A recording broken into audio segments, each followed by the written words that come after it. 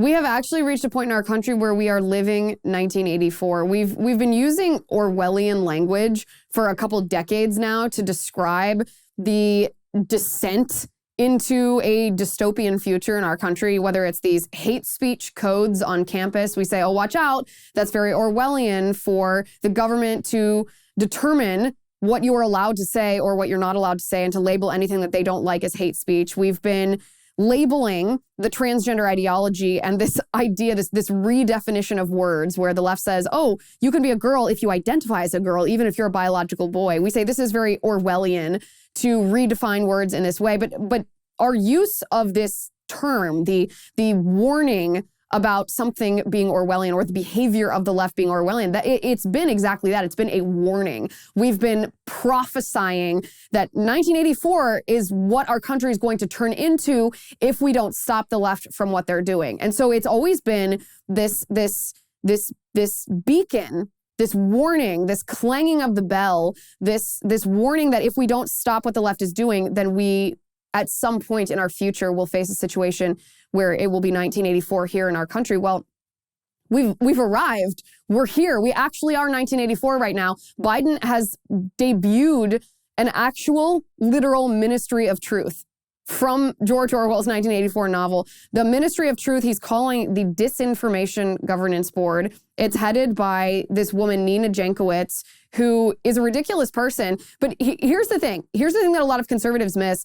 Nina Jankowicz is certainly a ridiculous person, but so is Kim Jong-un, right? With his Hillary Clinton pantsuits and his weird sushi tastes and his absurd poor quality music videos in which he is supposed to be the star. I mean, you can be a ridiculous person and that can also be inconsequential to your ideology. And that's exactly the case with Nina Jankowicz. Sure, her videos about Mary Poppins are absurd. She's unserious, but that's actually inconsequential to how poisonous her ideology is. And the Biden administration has tried to hide her this week as we've watched the leak of the majority draft opinion on Dobbs versus Jackson Women's Health. As we watch this leak unfold, the Biden administration has tried to use that story to distract us from the announcement of this Disinformation Governance Board. And we should not for a second allow this to distract us, because what Nina Jankowicz actually believes,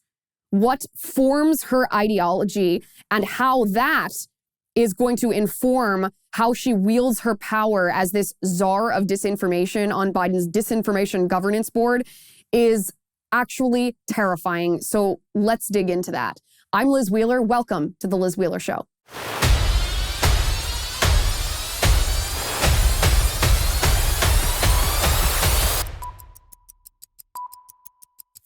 I like Beam Organics because it solves a problem a lot of us have. Did you know that poor sleep can cause weight gain? It can cause mood issues, poor mental health, and lower productivity.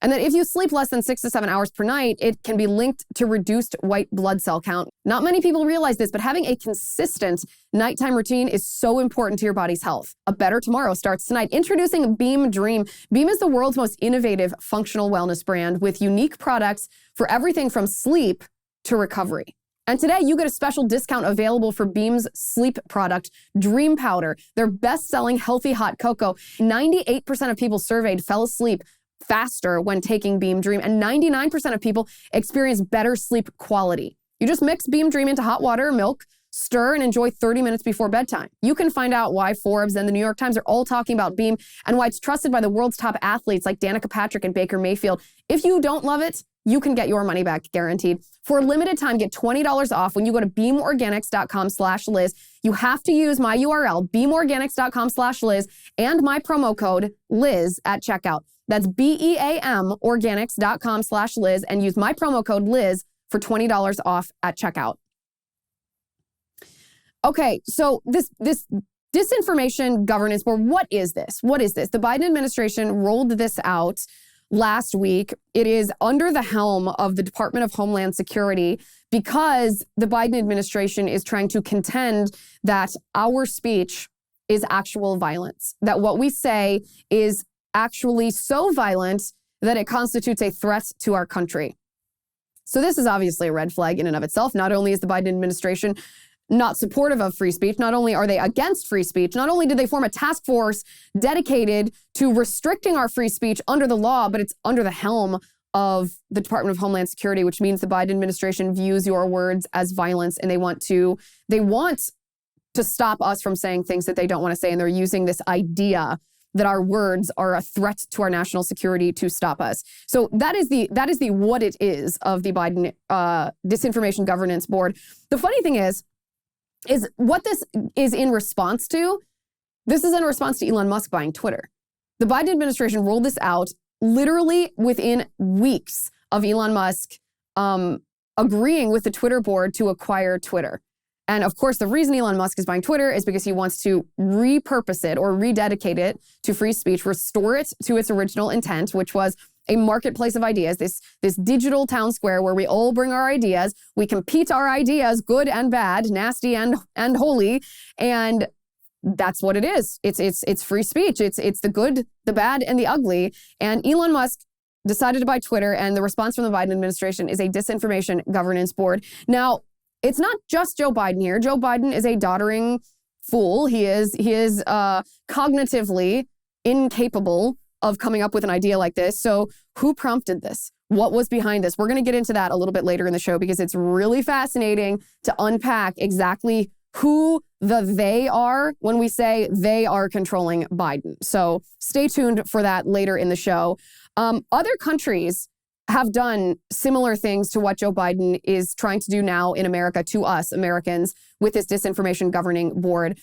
Anywhere from Britain, where they don't uphold free speech anymore. In Britain, actually, you can say something online, and if the government determines that you intended that comment maliciously, then you can be punished under criminal statute. In Britain, you can be fined. You can have a criminal penalty. You can be labeled a criminal if the government determines that what you said had unkind intent in Britain. And that's the westernized version of this, right? The westernized version, I mean, in Canada, there are hate speech laws where if you're determined that you said something, maybe transphobic, then you can be punished under the law for contradicting radical leftist ideology, for stating objective truth, for not affirming, and I use this word in quotation marks, I use this in a non-serious way, for not affirming the transgender identity. This is slowly creeping into Western nations, this idea that free speech is harmful. In fact, the left no longer actually uses the phrase free speech because it has positive connotations, right? Freedom is good. Speech is good. Free speech is a foundational principle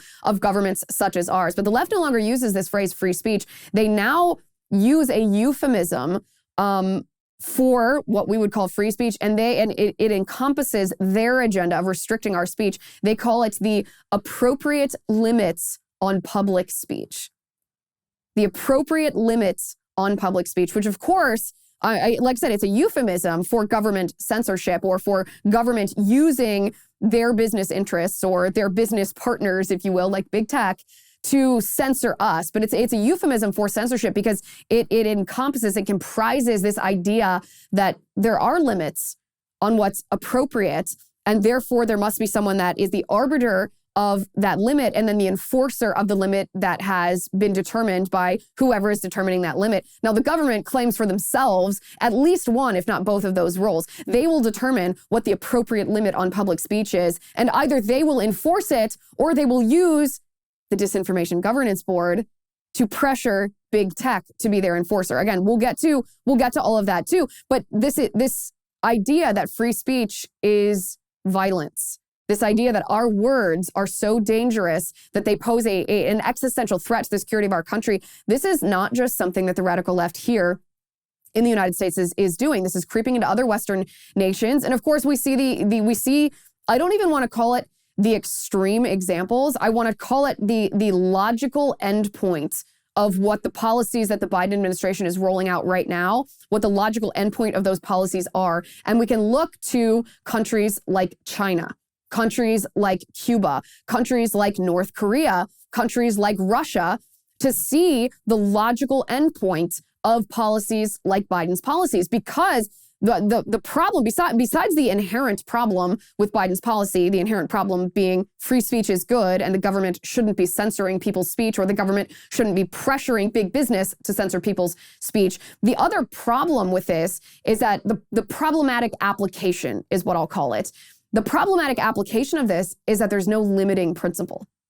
There's nothing that prevents this idea that if the government is the arbiter of free speech, if they determine what the appropriate limits on public speech is and become the enforcer, there's no way to stop them from applying that same playbook to any other aspect of their political agenda, not just, whether it's election integrity, whether it's transgenderism, whether it's anything. Whether it's COVID-19, whether it's vaccines, whether it's big pharma, whether it's Fauci, whether it's abortion, whether it's any number of radical leftist agenda items, there's no limiting principle when the government becomes the arbiter of speech that would stop them from applying that censorship to any other area where it's politically advantageous towards them. And so for them.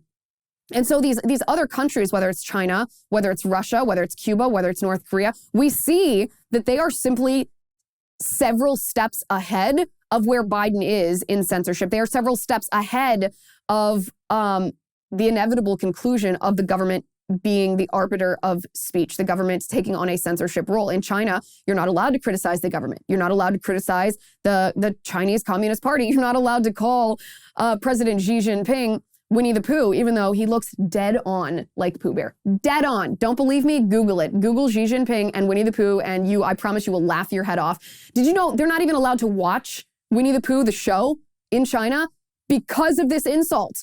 And this is a personal insult, but this is how much control the Chinese Communist Party, the Chinese government has over speech, that they don't allow people to even say the words, Xi Jinping looks like Winnie the Pooh, because it hurts the feelings of this communist dictator. And again, that's not inherently political, but they also apply it to politics. They don't allow Christians to be Christian. You're not allowed to evangelize the gospel of Jesus Christ. You can be thrown in a re-education camp. Your family can be worse than face discrimination, can be actually targeted. You can, if you don't toe the line speech-wise with the Chinese Communist Party dictates, then, they use their social credit score to determine what you're allowed to do or what you're not allowed to do. You might not be allowed to get a job. You might not be allowed to send your children to private school. You might not be allowed to buy a plane ticket and fly anywhere. You will be punished if you do not follow the dictates regarding your speech of the Chinese Communist Party, and your family members can be punished too. And so, as I said, this is the logical endpoint of the policies that Biden is now openly, flagrantly, blatantly bringing here to the United States. There's no limiting principle on what Biden is doing. The difference between what Biden is doing and what the left has tried to do on college campuses the past decade, what makes this new, what makes this the arrival of 1984 is the fact that it's official. The fact that this is a declared motive that the Biden administration is not only embracing philosophically, but they have now set up a task force intended to enforce this. And the difference is we've known for decades that the left doesn't appreciate free speech. We've known that they don't like our speech. We've known that they're threatened. Their ideology is threatened by truth and reality and facts when we speak them. We know that they have used tactics that are truly intended to stifle our speech, but they've always masked them in other euphemisms, whether that's tolerance, whether that's inclusion, whether that's standing up for marginalized communities, whether that's, the hate speech. They've pretended it's about something else. They've pretended it's about protecting somebody else or helping vulnerable people. They've never admitted that they simply don't want you to say what you want to say, that they want the government to determine what you're allowed to say. And now we just have, the gloves are off. The Biden administration has admitted on an official basis, this is administration policy now, that they want government to be the arbiter of free speech and then the enforcer, either the enforcer themselves or the de facto enforcer when they tell big tech what terms of service to enforce, what kind of speech to allow or not to allow. And so Nina Jankowicz, again, a ridiculous figure, but her ideology here is what's critically important and really what's terrifying, because her ideology informs her behavior. Her ideology informs what she is going to determine to be the appropriate limit on public speech and how she is going to wield that power as the czar of this disinformation governance board. So I read Nina Jankowicz's book.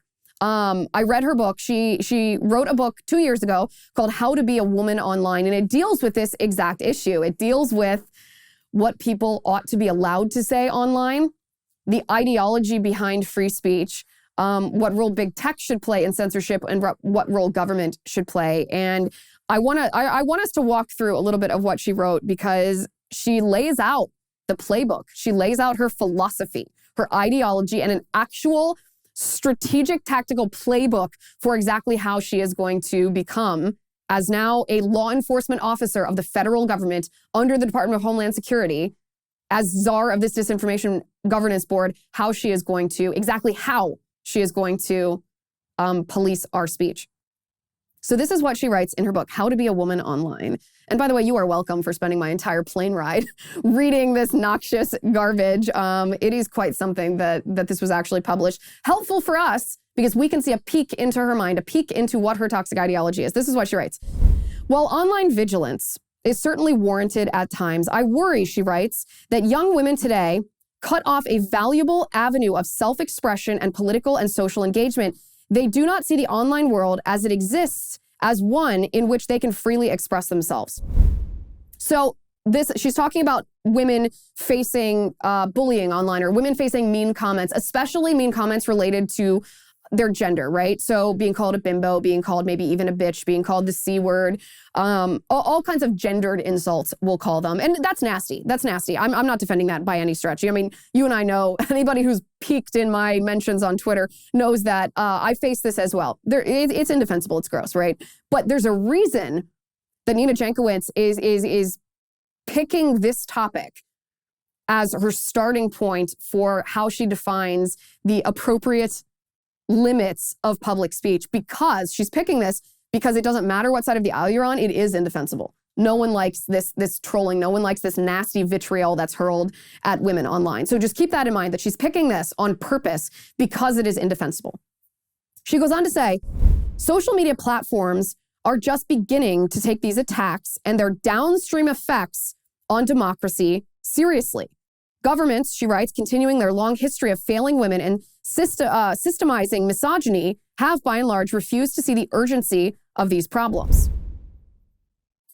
Okay, so combined the first quote that I read with the second. So she worries that young women who face, or maybe not even young women, just all women who are in the public eye, who face vitriol hurled at them online, are going to self-censor in the face of this vitriol, that they are going to pull back, they are going to stop or reduce their participation in the political discourse, reduce their participation. And she says, she defines this as downstream effects on democracy. This is extremely important in understanding her playbook. So first we have the vitriol, which is indefensible. As it applies to women, she says the result of this inevitably is that women don't participate in the political discourse as much because of this trolling, and that has downstream effects on democracy. She then says, law enforcement are not equipped to handle online harassment, abuse, and disinformation, both in their training and background and the infrastructure of the legal system itself. Okay, so now we have what she wants to do about this problem. She posits that our legal system is not set up correctly, meaning she thinks that there are not enough laws or not the proper laws governing this kind of speech. Their training, background, and the infrastructure of the legal system itself. So now she starts pulling together these three things that she has posited. That trolling causes women, trolling online, mean comments, insults, causes women not to participate in political discourse. And then she says that has a downstream effect on democracy itself.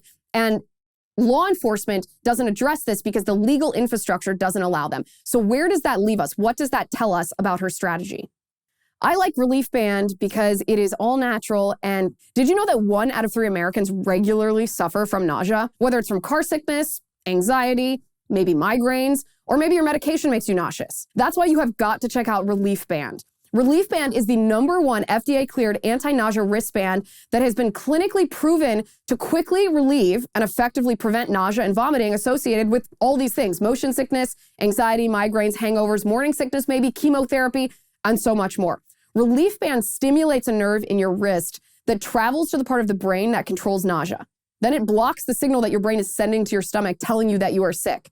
The product is 100% drug-free. It's non-drowsy, and it provides all-natural, long-lasting relief with 0 side effects. 0. For as long as needed. You can join the over 100,000 Relief Band users with an exclusive offer just for you. If you go to reliefband.com and use my promo code, Liz, you'll receive 20% off plus free shipping and a no questions asked 30-day money-back guarantee.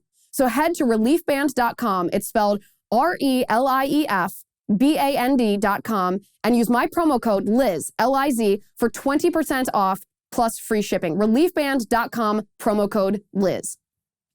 So she's setting up, Nina Jankowicz in her book is setting up this playbook for exactly how government can censor your speech, right?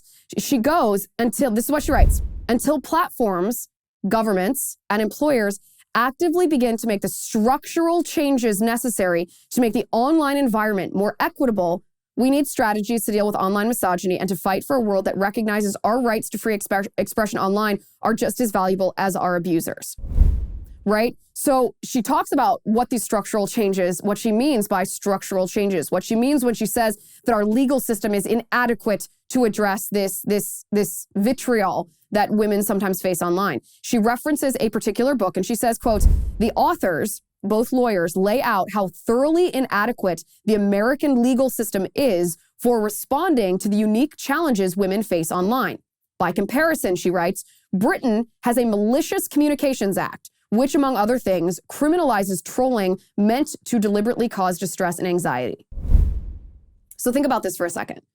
She is advocating for us here in the United States to adopt a law or a legal structure that is similar to Britain's Malicious Communications Act, which is an assault on free speech. I mean, it decimates free speech. If the government of the UK determines that something you say was intended as to be mean, intended to cause someone to be agitated, and intended to cause them stress or anxiety, you can be punished under the law. You become a criminal in the UK. So this strategy then can be summarized as follows. She says, okay, you take these mean comments online, which we all agree are indefensible. You take these mean comments online, and she says, what are the results of these mean comments? And she posits that the results of these mean comments cause women to self-censor, cause women not to participate in political discourse. And she says not participating in political discourse means that you are not, as a woman, participating in democracy. She says when women don't participate in democracy, that constitutes a threat to our democracy. A threat to our democracy. She says it's an existential threat, a threat to national security when women aren't participating. They aren't being their authentic selves. She posits this idea that women online, especially, have a right to be their, quote, fully authentic selves without facing any response, really, any bullying, any mean comments, any criticism, any debate, any pushback. And she thinks that it's the job of the platform and of the government to make sure that women can be their fully authentic selves on Instagram, on Twitter, on Facebook, on YouTube, without facing any of this criticism or pushback or mean comments.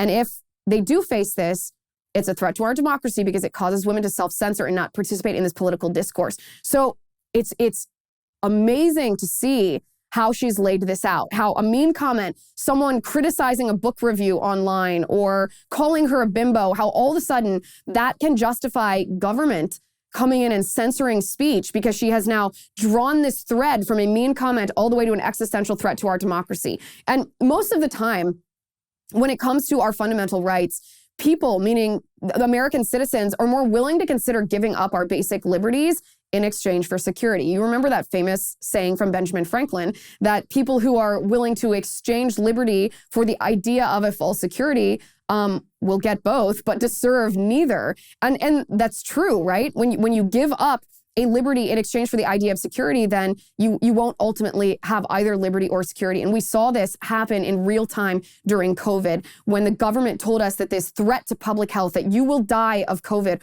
or your grandparents will die of COVID, vulnerable people will die of COVID if you don't sacrifice you're right. If you don't you don't let the government lock down your business and prevent you from going to church and force you to have a vaccine and fine you if you don't wear a mask. All of these different rights are different freedoms, are liberties that so many people were willing to give over to the government, allow the government to take away from us for the idea of security in exchange. It resulted in neither, right? Well, that's exactly what Nina Jankowicz is proposing. This is her playbook that she's proposing in her book. And she also, by the way, she also suggests that all women should go to therapy.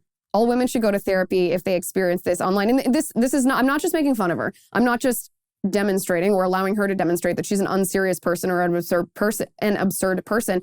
This is fundamental to how she defines gender disinformation, right? So let me read this. She says, when I first told her, my therapist, about the online abuse I was experiencing, I downplayed it a little, she writes. Just some crazy people on the internet who have nothing better to do with their time than harass me, I laughed. I didn't get anything so bad, no rape threats, and I haven't been doxxed yet. But as I continued to tell her about the experience, my true emotions bubbled up. I was upset. I felt wronged and helpless. At the same time, I was wondering if I was overreacting. My therapist helped me acknowledge that my reactions were not only valid, they were normal, and not an overreaction in the slightest. If I wanted to discuss every last one of the abusive tweets I was sent, she would be happy to do so. But wait, she says more. She says, other women I interviewed for this book also value therapy. Nicole Perlroth told me that it has been incredibly helpful for her after a particularly difficult review of her book by a man who Nicole felt was willfully misunderstanding her work because of her gender and lack of technical bona fides. I put my computer down and I went to my therapist and read him the review, she told me. Her therapist said, you know what that is, Nicole? That is a bruised male ego. So I don't read this to you purely to make fun of Nina Jankowicz sounding, this sounds like a victimized feminist screed, right? She sounds like a wine-drunk cat lady painting herself as a victim here. That's not even the point that I'm trying to make here. The point that I'm trying to make is when Nina Jankowicz defines or coins this phrase gender disinformation, you and I need to ask, what does she mean when she says the phrase gender disinformation? Because gender disinformation is this premise upon which censorship of us online is going to be built.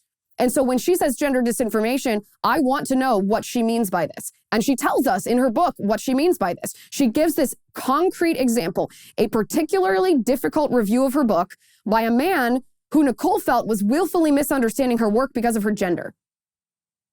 So literally a bad book review sent this woman to the therapist. Again, I'm not commenting on this woman. I don't care if she goes to a therapist. It seems like a little fragile to me to go to a therapist based on a bad book review. I mean, come on, whatever. She can make her own life decisions. The point of this is that Nina Jankowicz is using this example to help define gender disinformation. Gender disinformation meaning any speech online that upsets a woman, that might reduce her participation in political discourse, which is a threat to our democracy and an existential threat to national security. And now this woman, Nina Jankowicz, is actually part of our federal apparatus. She is part of the Department of Homeland Security. She is the czar of the Disinformation Governance Board, which has defined their role as identifying disinformation that might threaten our national security. And she told us in her book exactly how she does that. 1984 has arrived. We are no longer just ringing the bell. We are no longer sounding the gong. We are no longer taking our megaphones and saying, listen, if we let the left do this, we are going to face 1984. We are actually facing it. It is here. It has arrived. And it'll come as no surprise to you that the ideology of Nina Jankowicz is rooted in Marxism. She actually writes in her book about intersectionality. I'm actually going to read you what she says first. She goes, quote, the concept of intersectionality has become the bogeyman of the far right and critics of so-called cancel culture, but it must be at the core of our understanding of the online environment in our quest for a more equitable internet. The term intersectional feminism was coined, she writes, by Kimberly Crenshaw in 1989. More than 30 years later, she told Time magazine, Crenshaw did, intersectionality is a lens, a prism for seeing the way in which various forms of inequality often operate together and exacerbate each other. End quote. Who's Kimberly Crenshaw? Kimberly Crenshaw is the godmother of critical race theory. It was Kimberly Crenshaw who admitted that critical race theory academics, those who were the proponents of critical race theory, were actually Marxists, right? We did the background research. We knew that critical race theory was a descendant of critical theory, which is Marxist theory from the Frankfurt School in the 1960s. But Kimberly Crenshaw admitted that critical race theory was in fact critical theory. Her quote was, "We," meaning those who are proponents of critical race theory, "we are critical theorists who do race." Kimberly Crenshaw is not only a proponent of critical race theory, which is awful, and intersectionality, which is awful. She admits that she is a critical theorist, a Marxist, who is simply focusing this call for a Marxist revolution by dividing our nation by race, recognizing, as critical theory posits, that a worker-led revolution is not going to happen, that we need a new vanguard, and using racial minorities as that vanguard. And Nina Jankowicz quotes her on intersectional feminism in her book, which means that her ideology, her poisonous ideology, which we just demonstrated, is also rooted in the same Marxist theory. So as I said, her ideology is toxic. Nina Jankowicz's book provides a peek into her mind and her political philosophy, which informs how she's going to wield her power at the Disinformation Board, the Disinformation Governance Board. The other thing here, and this is what I mentioned at the very, very beginning, that there's no limiting principle on the idea of defining certain speech as violence. What's going to stop the government from not just focusing on mean comments towards women online, but what's going to stop the government from labeling any speech that they don't like as a threat to our national security, an existential threat to our democracy, and therefore worthy of being censored by the government? And it's important that Nina Jankowicz focuses on this indefensible part, this vitriol against women online, because it helps move the Overton window in the mind of the people. Now, I like Moinkbox because they're helping keep the United States independent from China. Did you know that 60% of U.S. pork production comes from one company owned by the Chinese? Their hogs are given something called ractopamine, which is banned in 160 countries, including in China, yet you find it in your grocery store aisle every day. There's a better way. I'd like to tell you about Moink. Moink delivers grass-fed and grass-finished beef and lamb, pastured pork and chicken, and sustainable wild-caught Alaskan salmon straight to your door. Moink farmers farm like our grandparents did. And as a result, Moink meat tastes like it should because the family farm does it better.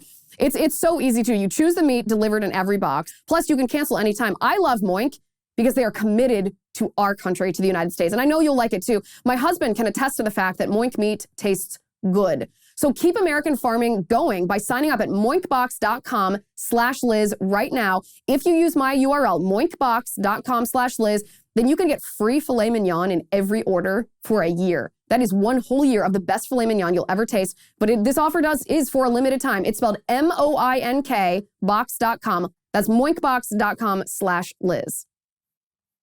So it moves the Overton window. So the Overton window is this theory that there are limits on what the public will tolerate. There's limits on what we consider normal, acceptable behavior in our country. And I mean, you can think of it like a literal window. We have these two marks where we don't believe that far leftist ideology is appropriate or far right ideology is appropriate. We don't accept the racism that comes on both ends, both extreme ends of the political ideology. But what people like Nina Jankowicz are doing is they're trying to move one side of the Overton window closer to leftist ideology so that the American public, because of this government policy, the American public only accepts a much narrower ideology as appropriate, something that we consider to be normal. She wants to narrow this window so that only leftist ideology is publicly accepted, and she's going to use the government from her role as disinformation czar in order to enforce this. Okay, so now you might be thinking, well, she doesn't have any enforcement power as the czar of the Disinformation Governance Board. Even Mayorkas admits that she doesn't have the power to actually censor you. She's not big sister in a sense. Well, she is though. Mayorkas is not being completely honest about this. And this is revealed because he knows that this is a very unpopular opinion. He knows that this is backfiring on the Biden administration. He knows that people think that this Disinformation Governance Board is creepy because it is really creepy. So he made the rounds on the Sunday morning shows to defend Nina Jankowicz. Yes, she couldn't defend herself. And he's the one who vocalized what Nina Jankowicz vocalized in her book, that our words could possibly be construed as a threat to national security. Let's talk about a different topic, which is what you are calling, your department is calling the Disinformation Governance Board. You unveiled that this week. Republicans are calling it Orwellian and comparing it to the Ministry of Truth in the novel 1984. Can you clarify what exactly is this? What exactly will this Disinformation Governance Board do? Will it monitor American citizens? Dan, I'm very pleased to do so. It's clear. I mean, those criticisms are precisely the opposite of what this small working group within the Department of Homeland Security will do. And I think we probably could have done a better job of communicating what it does and does not do. So the fact is that disinformation that creates a threat to the security of the homeland is our responsibility to address. And this department has been addressing it for years, throughout the years of the prior administration and an ongoing basis. Disinformation from Russia, right. China. We know Iran. the problems, but it's still not clear to me how this governance board will act. What will it do? So what it does is it works to ensure that the way in which we address threats, the connectivity between threats and acts of violence are addressed without infringing on free speech, protecting civil rights and civil liberties, the right of privacy. And the board, this working group, internal working group, will draw from best practices and communicate those best practices to the operators, because the board does not have operational authority. Will American citizens be monitored? No. Guarantee that. Well, so what we do, we in the Department of... So he vocalizes what Nina Jankowicz says in her book, that disinformation can be a threat to democracy. What is disinformation? Define it, Mayorkas. Tell us what disinformation is. There better be really strict standards of what you're talking about. If you're using the government to enforce the idea that disinformation is such a threat to our democracy that it must be censored. Bret Baier asked Mayorkas for this definition of disinformation, and his response was unsatisfactory. Was the Steele dossier disinformation?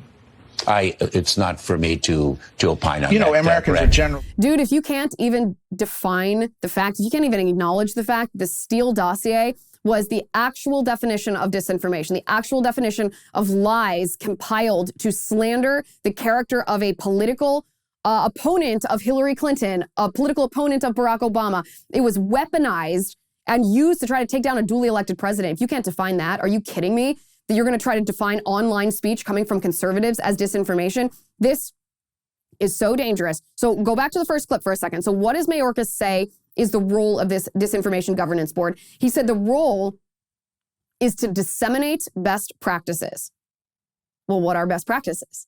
What are best practices? Can you define that? He doesn't define that, but he does tell us exactly where Nina Jankowicz's power, where her enforcement mechanism lies. He says, disseminate best practices to operators. Well, who are operators?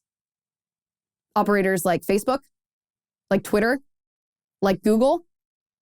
Because we know Jen Psaki's already told us that the federal government, the White House, meets with big tech and tells them what to censor, what information is dangerous, what's COVID disinformation, what is inciting an insurrection. We know that the White House is actively involved with telling big tech what they should censor. And that's the enforcement mechanism of Nina Jankowicz on the Disinformation Board. Mayorkas admits this. And when Mayorkas is asked, well, in order to even consider this idea, I mean, Nina Jankowicz is a partisan. She's a very far leftist. She's admitted this. And Mayorkas denies this. Republicans are criticizing your decision, the administration's decision to choose Nina Jankowicz to lead this Disinformation Board. They say she is not somebody who is neutral. Your response? Eminently qualified, a renowned expert in the field of disinformation. Absolutely so. Oh, she's neutral. Neutral. No. I mean, this is patently unbelievable to anybody who has a shred of common sense. Nina Jankowicz is obviously far left. I mean, you can read her book like we just did together, and you can see that she is very far left, that the policies she supports are very far left, that she wants to stifle free speech. She also advocated for government to lock us down during the COVID outbreak because she said that Americans are, quote, too free-spirited to make the right decision themselves. She is a radical leftist Democrat, and this is obvious to anyone. It's obvious to everyone. This you don't even have to be politically involved for this to be very obvious. Now, the interesting part of this is Joe Biden is the propagator. He is propagating this. It is under the helm of the Biden administration. The Department of Homeland Security is the executive branch. Biden ostensibly is behind this. Tulsi Gabbard says that he is not. Tulsi Gabbard says, and I quote, Biden is just a front man. Obama on April 21st said social media censors don't go far enough, so the government needs to step in and do the job. 6 days later, Tulsi writes, Homeland Security rolls out the Ministry of Truth, aka the Disinformation Governance Board. Obama said that the censorship by big tech, social media platforms, doesn't go far enough. Now, the good news is that almost all the big tech platforms now acknowledge some responsibility for content on their platforms, and they're investing in large teams of people to monitor it. Given the sheer volume of content, this strategy can feel like a game of whack-a-mole.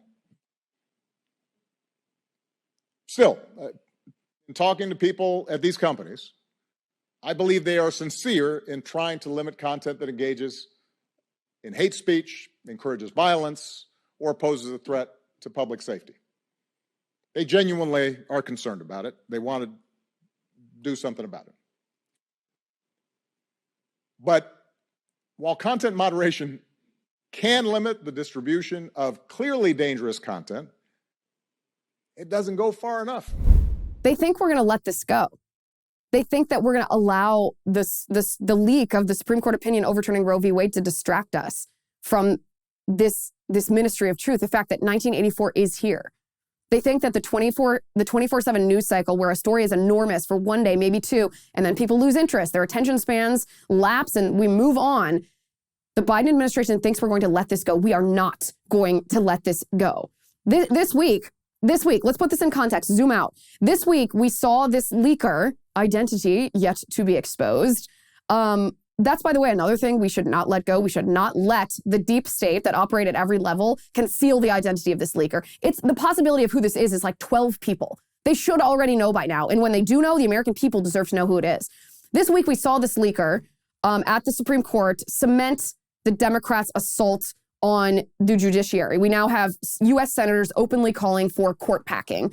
Schumer, by the way, is also likely to blow up the filibuster to try to legislate Roe. So that's an assault on the judiciary. We see an assault on the legislature. And Biden, through the executive branch, appoints this minister of truth, Nina Jankowicz. This happened all in the same week. So the question is, can Biden destroy all three branches of government all in his first term? He is literally trying his best to do this. And the Democrats, let me tell you, the Democrats are going to have hell to pay at the polls this year. What are they going to run on?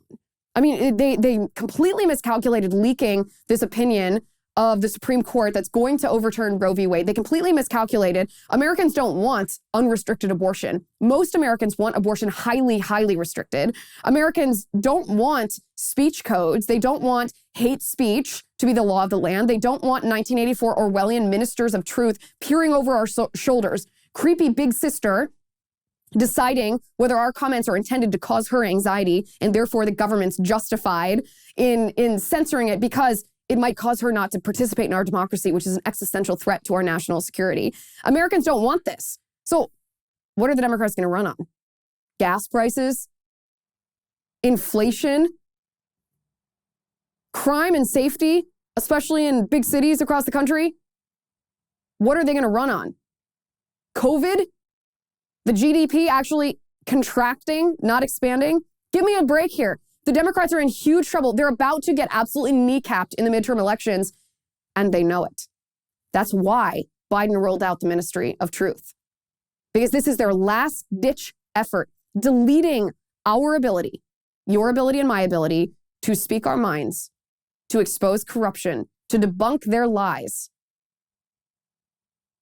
to push for truth and reality in our country. This is stopping, stifling, censoring our ability to do this is their last ditch, their Hail Mary, their sad attempt to affect the election in November in their favor. That's why Nina Jankowicz is so dangerous, because her toxic ideology is the Democrats' last attempt to try to swing the election in their favor. Do not let the Democrats distract you from how dangerous the Disinformation Governance Board is. Do not let this go until she is so toxic in the eyes of the American public based on her own ideology that the Biden administration is forced to fire her and disband the Disinformation Governance Board, this ministry of truth. It is here. 1984 is what we're living right now, and we have to put a stop to it.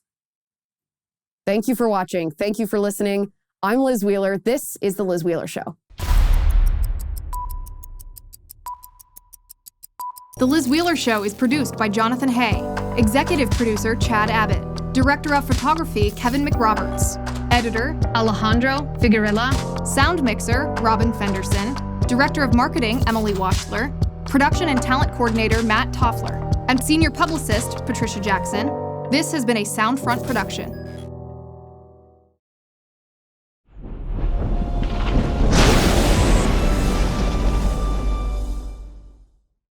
If you haven't already, give this video a thumbs up, hit the subscribe button below, and ring the bell to make sure you never miss a video.